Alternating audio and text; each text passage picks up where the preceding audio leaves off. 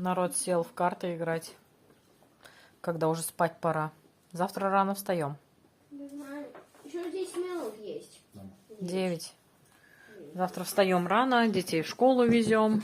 Друзья с нами опять поедут. Только я немножко не понимаю. Сменная обувь. В чем в итоге они пойдут учиться? Шлепки оденут. Шорты. Шорты, шлепки, да. Футболку. Всем доброе утро. Время 7:08. Первый наш ученик уже готов. Может, переоденешься? Мы ему примеряли одежду, он так в ней остался. Сейчас умываться пойдет. Вот. Глазки спят еще. Глазки спят еще, да. Вроде как там для младших классов еще спальные места предназначены. Может, еще в школе поспишь. Не, обычно с утра вот очень сильно хочу спать, а потом уже, когда днем, уже не хочется. Холодно, Михаил. Ой, мама. Пойду под одеялом полежу. Нет, Миша, ты же одетый. Какое одеяло? Ну такое чистое же. Ну и что? Туда на диване полежу. Все, теперь у нас ученики. Сегодня мы их сами везем. Насчет этого шаттла будем думать. Шаттл — это школьный автобус. Он стоит тоже денег. Не знаю. С одной стороны, возить их самим на машине тоже стоит денег. И бензин надо, правильно, Алексей? И маршрутка денег стоит. И маршрутка денег стоит. Ну, маршрутка мы считали, высчитывали, в 2 раза дешевле получается. Но до маршрутки надо дойти с утра пораньше, чего не хочется, правильно? Так понимаю, еще сесть ее, потому что дети стоят. Все дети стоят.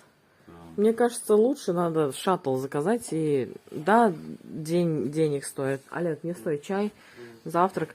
Олега мы завтраком кормим, Мишу завтраком не кормим, потому что его в школе будут кормить. Такие у нас дела с утра. Мишута, тапочки или что-нибудь одень. Сейчас, если ты носки промочишь там. И вообще лучше вверх переодень обратно в пижаму, потому что если ты вверх намочишь тоже, запасного нету. Иди. Ну что, друзья, первый ученик у нас готов. Уже с портфелем, с учебниками. Коробку с учебниками ему выдали. Второй ученик тоже готов. Олег, как настроение? Настроение отлично, но в то же время волнительно. В то же время? Да. Миша, надо постель закрывать этим. А я тут закрываю. А это тоже надо закрывать. Или надо убирать и складывать. Все, давайте, пойдемте. Насчет воды не забудьте, чтобы мама спросила, хорошо? Маски берите. Но все равно я вот. Олег, оставь воду. Оставить? Еще раз повторяю, если там нет питьевой воды, мы купим, привезем вам. Все, складывай, просто не давайте, обувайтесь уже. Ну что, друзья, детей мы уже отправили, пришли домой, приехали. Алексей с детьми, с Олегом завтракал, я уже тоже позавтракала. У нас супер погода, спать охота, но я буду работать. В общем, решили теперь больше снимать видео на наш основной кулинарный канал. Очень надеемся на вашу поддержку. Переходите, кто еще не с нами на кулинарном канале. Вот. Напишите в комментариях, как вы считаете, у меня есть мысли открыть рубрику «Проверка рецептов». Очень много нестандартных, интересных рецептов на ютубе. Стоит ли мне открыть такую рубрику и переснимать эти рецепты, пробовать на нашем мукбанг-канале и высказывать наше истинное мнение о том или ином блюде? Напишите в комментариях, как вы считаете. В общем, детки наши в школе. Сегодня приедут со школы вечером. Скажем, какое у них впечатление. Вам тоже скажем. Ну, а пока я сама скажу свое впечатление. Пока все нравится. Персонал очень приветственный. С детьми обращаются хорошо. Я надеюсь, что детям тоже понравится. Вот. Сегодня поехали, купили форму, вам не показывали, дети придут, мы их оденем и вам покажем, как эта форма сидит на них. Вот. Форма, в принципе, там только название нашего колледжа, и ничего особенного в ней такого нет. Обычные футболки, обычные толстовочки, просто с названием колледжа. Что вам еще рассказать? Наши турецкие друзья сопровождали нас везде. Спасибо им огромное. И у меня просто нет слов. Низкий им поклон. Мало того, что они нам материально помогли, так они еще и везде с нами за ручку, чуть ли не за ручку, как с малыми детьми. Вот. Я, честно говоря, немножко шокирована таким отношением. Столько заботы и теплоты от них исходит в наш адрес. Вот. И наша подруга Сардинч, спасибо ей огромное, низкий поклон за ее отношение к нам. Всем в школе, вчера, пока оформляли детей, сегодня, пока общались с учителями, всем в школе говорит, что они наши соседи, но мы с ними так сдружились, что они уже стали нам отцом и матерью. То есть это я по-турецки понимаю, как она говорит, что ама баба Анне, короче, что-то, типа баба Анне это папа-мама. Типа они нам как папа-мама. Вот. Это очень и очень приятно. Мы никогда раньше, не считая кроме наших родных родителей, никогда не получали такого отношения в наш адрес. Вот, спасибо им огромное за отношения. Мы их действительно очень сильно любим, очень ценим и благодарим Бога за то, что они у нас есть. Что вам еще сказать? Я немножко расстроена, потому что... Не буду говорить почему. Потому что не люблю быть должной кому-то. А теперь мы должны нашим друзьям, и по условию нашей договоренности мы должны до апреля месяца заплатить полностью за будущий год обучения, поэтому мы приняли решение больше работать. Практически не спала всю ночь, ужасно хочу спать, но я понимаю, что я обязана работать. Вот, поэтому сейчас буду снимать рецепт. Все хорошо, как детям тоже все объяснили, чтобы они ответственно относились к учебе, хорошо учились, никого не боялись, ничего не боялись, не стеснялись, спрашивали, если что-то непонятно. В общем, нормальные уроки у детей заканчиваются в 16 с чем-то, а еще час учитель Олешкин и учитель Мишуткин будут отдельно с детьми заниматься индивидуально, face-to-face, один на один, турецким языком. Они будут помогать им с турецким языком, чтобы это, так наш турецкий друг назвал это extra lesson, то есть экстренный такой урок, чтобы подтянуть им быстрее турецкий, чтобы они быстрее включились в работу. Вот, такие у нас дела. Алексей тоже будет создавать, скорее всего, новый канал. Скоро мы вас проинформируем об этом. Вот, работы будет много, мы к этому готовы.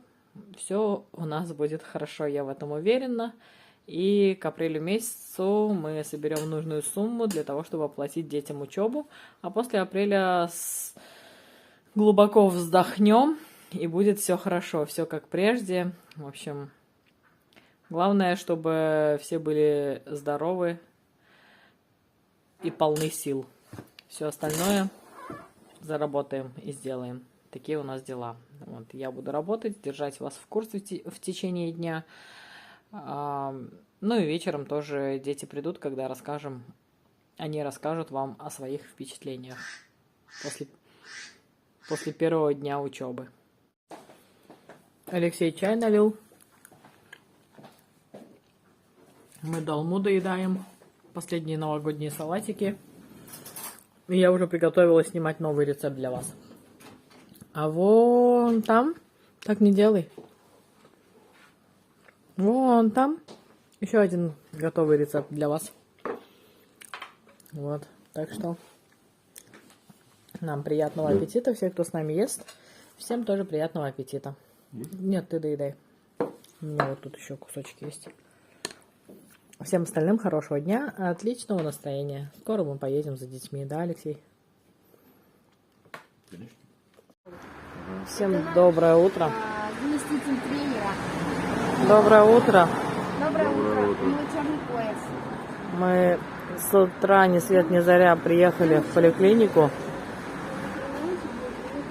У Мишутки нашего что-то аллергия, мы с ней уже по этому вопросу приходили к доктору. Он нам мазь какую-то выписал, но у него каждый раз появляются новые.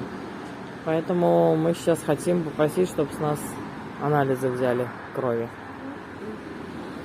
Но приехали рано, никого нет. Стоим теперь, ждем. Вроде как с 8 часов доктор, один из докторов должен начать прием. Время без 5-8, но никого нет. Дети уже по-школьному одеты. Олежка в машине сидит, ждет. Вот, в 8:30 у них учеба начинается, а в 8 доктор, я надеюсь, начнет прием, и мы что-нибудь, какую-нибудь информацию получим. Я очень надеюсь, детей вовремя еще и в школу сегодня отправить.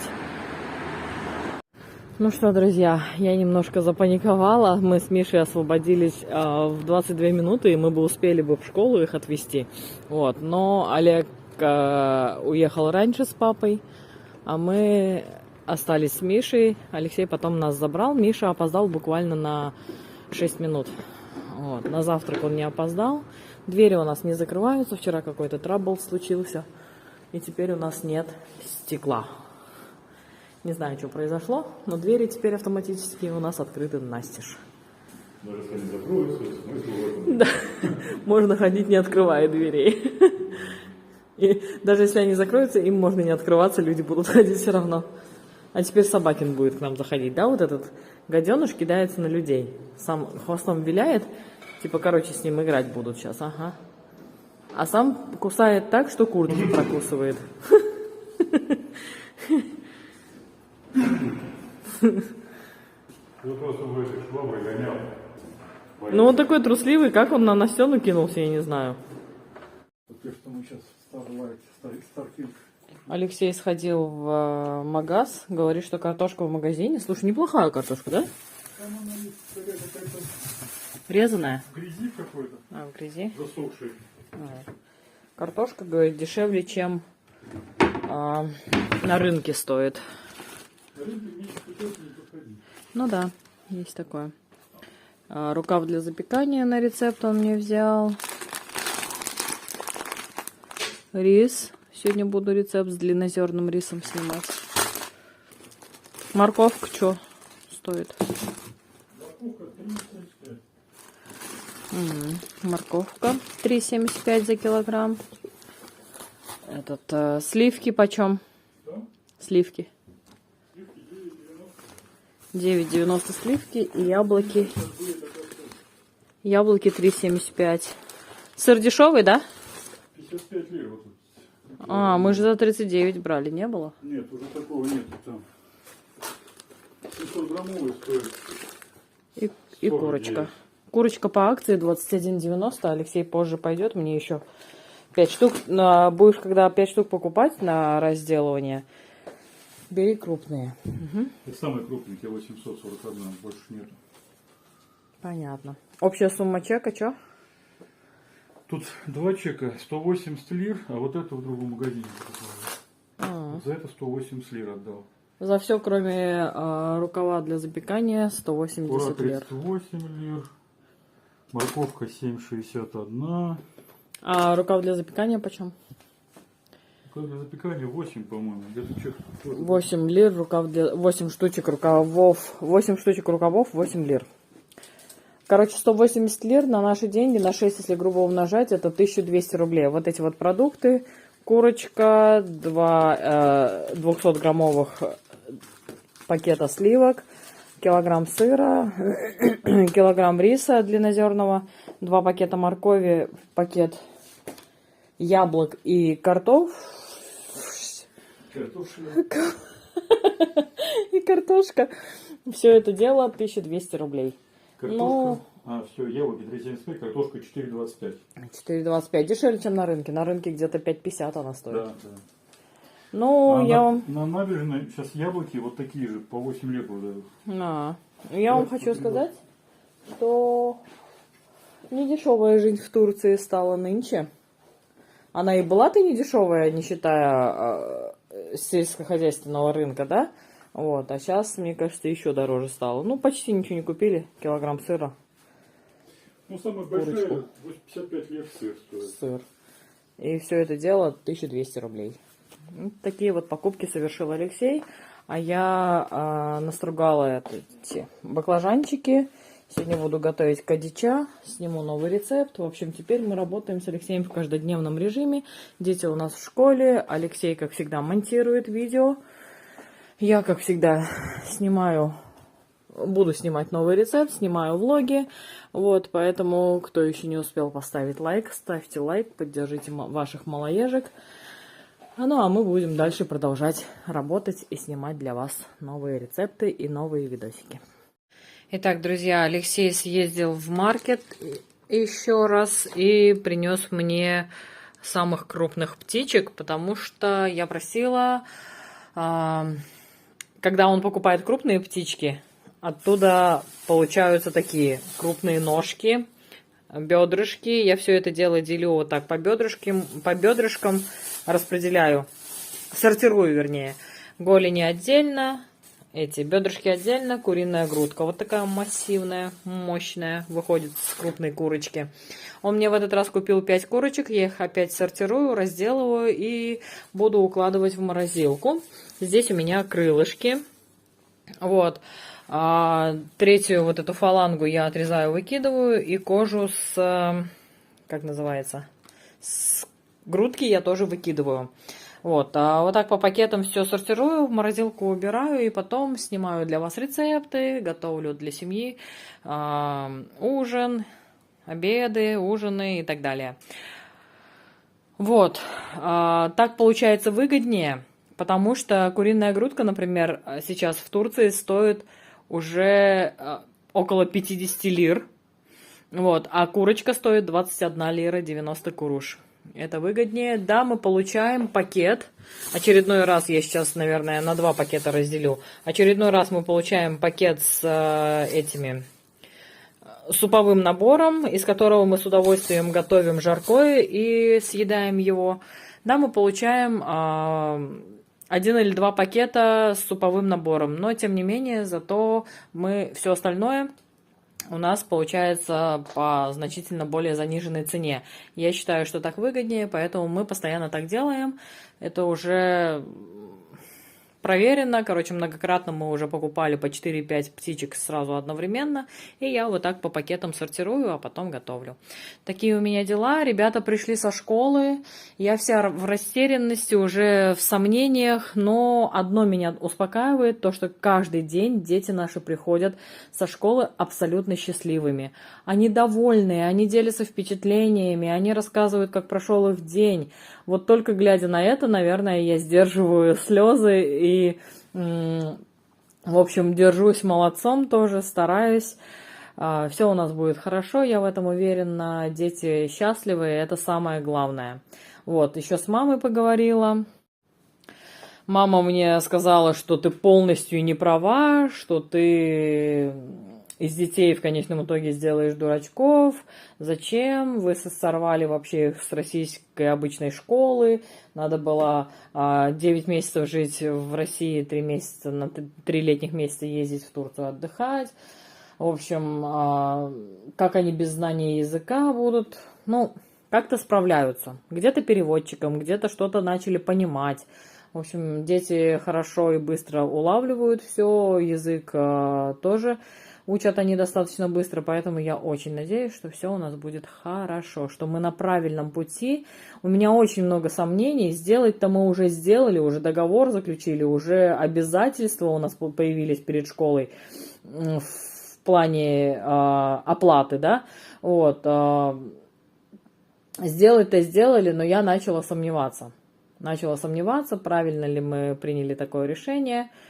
Ну, в общем, звонил наш турецкий друг, они уехали на 2 месяца в Адану, поэтому пока во влогах вы их не увидите в наших.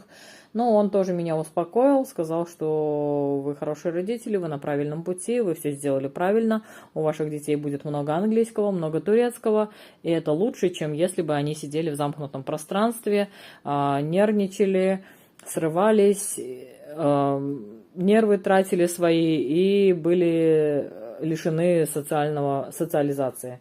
Вот, поэтому я очень надеюсь, что мы все правильно сделали.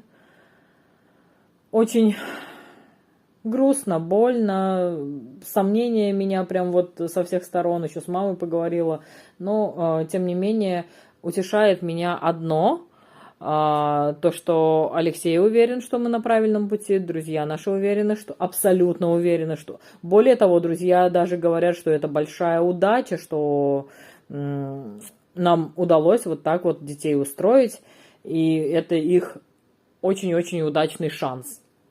Вот.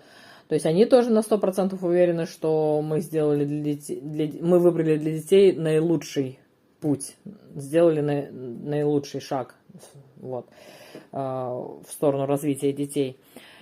И что самое-самое главное, самое-самое первое, это то, что дети каждый день, сегодня 2-й день учебы, каждый день приходят абсолютно счастливыми. Вот, я буду заниматься дальше. Они пришли со школы, переоделись, съели по яблочку и уже убежали кататься на велосипедах. А я вот снимаю для вас рецепт новый. Полотенце мне тут швырнули так. Снимаю для вас новый рецепт, разделываю курочку. И еще у меня баклажаны посоленные, их надо будет тоже пожарить. Все, буду заниматься делами, вас держать буду в курсе. Ну что, друзья, все у меня готово. В итоге из 5 крупных курочек у меня получилось 2 суповых набора примерно по килограмму. Там в одном 900 с чем-то, во втором кило с чем-то. Кило 100 крылышек, бедрышек 1,5 килограмма, голеней кило 300 и 5 пакетов с куриной грудкой. Куриные грудки примерно по 650-700 грамм каждая. Получается, ну, правда, куриные грудки с костями у меня. Таким образом, получается, если мы будем брать в среднем, пусть будет 700 на 5, 3,5, ну, около 3,5 килограмм в итоге куриные грудки у меня получилось. И вот все по пакетикам расфасовала. Теперь все сейчас в морозилку заморожу. И долго теперь будем все это дело употреблять. Вот.